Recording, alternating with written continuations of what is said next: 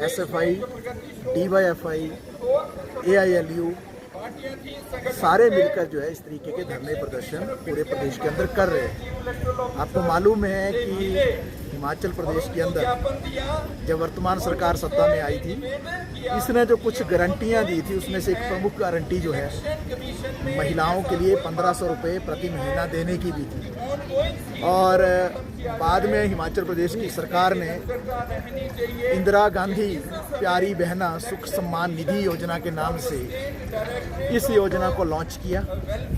हिमाचल प्रदेश के अंदर स्पीति के इलाके में शुरुआत में आज से कुछ महीने पहले विधिवत रूप से इसकी घोषणा की गई, इसको लागू किया गया और हिमाचल प्रदेश के अंदर लगभग 2.5 लाख अन्य महिलाएं उनको भी कवर किया गया।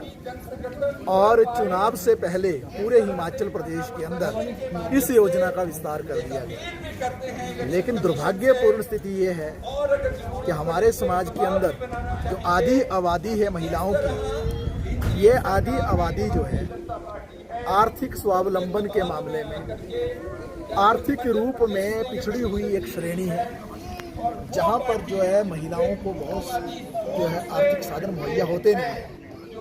हिमाचल प्रदेश के अंदर ज़्यादातर महिलाएं कृषि में काम करती हैं, जहाँ उस रूप में आर्थिक रूप में उसके हाथ में कुछ नहीं आता।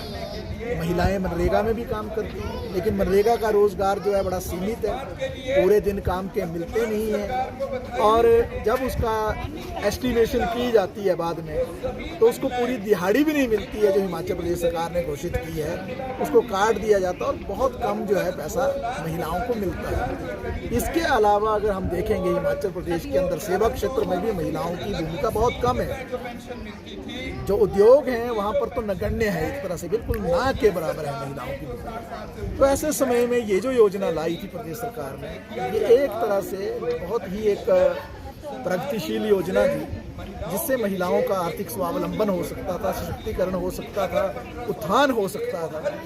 लेकिन दुर्भाग्यवश भारतीय जनता पार्टी इस विषय पर राजनीति करती रही है।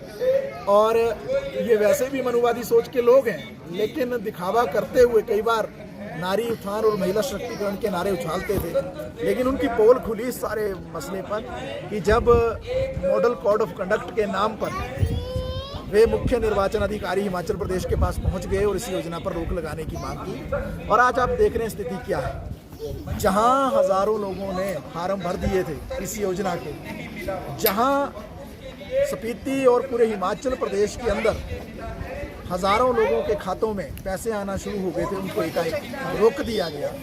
तो हमारी मांग ये है कि ये जो योजना है इसको बहाल किया जाना चाहिए। 1500 रुपया महीना एक महिला के लिए बड़ा मायने रखता है। आपको मालूम है जब मनरेगा की योजना आई थी, हमारे देश के अंदर कानून आया था, उस समय में पूरे दुनिया के अंदर इसका उदाहरण दिया गया था कि महिलाओं के स्वावलंबन के लिए और गांव के गरीबों के लिए इससे अच्छी योजना कोई नहीं है। तो हिमाचल के अंदर मनरेगा के साथ ये योजना भी एक महिलाओं को मौका देती थी कि जहां पर वो अपने लिए कुछ आर्थिक तौर पर जो है उनके हिस्से में कुछ आता। लेकिन इस सारे मसले पर जो रोक लगा दी गई, तो हमारी मांग ये है कि ये 1500 रुपये जो रोके जा रहे हैं, जो नहीं दिए जा रहे हैं, जिस पर एक तरह से प्रतिबंध है, उसको जारी किया जाए। एक एक दिन, एक एक महीना हर महिला के लिए बड़ा मायने रखता है। जो फार्म भरने की प्रक्रिया थी उसको रोक दिया गया, उसको बदस्तूर जारी रखा जाए।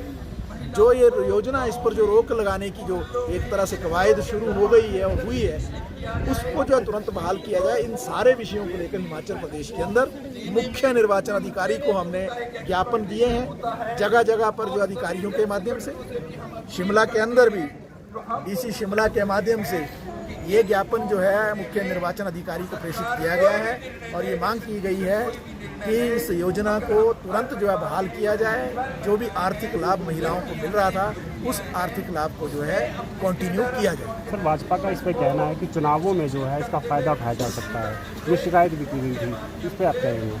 तो भारतीय जनता पार्टी से एक प्रश्न है हमारा कि सबसे ज़्यादा मंचों पर जाकर जोर जोर से प्रधानमंत्री चिल्ला रहे हैं, चीख रहे हैं, बात कर रहे हैं और कह रहे हैं, घोषणाएं कर रहे हैं कि मैं 84 करोड़ लोगों को मुफ्त राशन देता हूं। क्या वो मुफ्त राशन रुक गया है चुनाव के दौरान?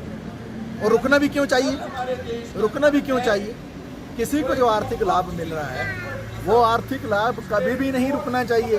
याद कीजिए आप, पिछले लोकसभा चुनाव के दौरान जब किसान सम्मान निधि का विषय आया था, 6-6 हज़ार रुपया कब पड़े थे लोगों के खातों में, किसानों के खातों में, जब चुनाव चल रहे थे।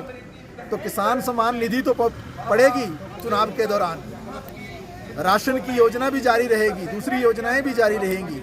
लेकिन प्रदेश की सरकार अगर कोई योजना लागू करेगी या कोई प्रदेश या केंद्र सरकार की कोई भी योजना जिससे आम जनता को फायदा होता है, उसको रोकने का क्या औचित्य बनता है? सारी योजनाएं लागू रहनी चाहिए जिससे जनता को फायदा मिले। जनता, ऐसा तो है नहीं कि चुनाव जब 2-3 महीने चलते हैं तो खाना छोड़ देती है, ऐसा तो है नहीं कि जनता उस वक्त भूखा रहेगी, ऐसा तो है नहीं कि जनता को उस वक्त रुपए पैसे की आवश्यकता नहीं पड़ेगी। तो ये सारे ढकोसले हैं भारतीय जनता पार्टी के। मूल मकसद यही है कि ये भारतीय जनता पार्टी जब योजना लागू नहीं की थी तो क्या कर रहे थे? ब्लॉक में जाकर, तहसीलों में जाकर जो है ड्रम बजा रहे थे, ढोल बजा रहे थे, रैलियां निकाल रहे थे, धरने कर रहे थे और हो हल्ला कर रहे थे। और क्या कह रहे थे कि गारंटियां कहाँ गई, 1500 रुपये कहाँ गए? आज जब लागू कर दिया तब कहते हैं लागू क्यों किया, या जो है कम लोगों को लागू किया, या चुनाव के दौरान नहीं मिलना चाहिए। तो ये सारा जो है उनका दोहरा चरित्र है।